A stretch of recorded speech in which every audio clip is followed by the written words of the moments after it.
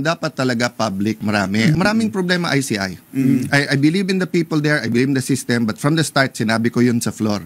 Sandali lang, minamadali natin yan. Unang-una, ano ba sila? Imbestiga lang ba sila magkakaso?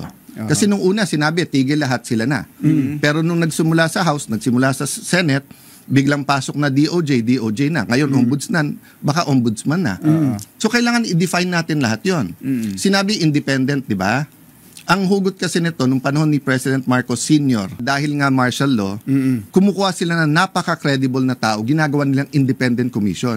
Ang independent, ibig sabihin, hindi dependent sa Congress, hindi dependent sa Malacanang. Unang meeting nila sa Malacanang Doon din nanumpa.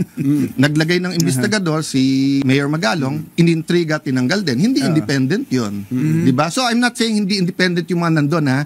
Ang sinasabi ko lang, magandang idea, magkaroon ng independent commission, pero may mga problema tayo.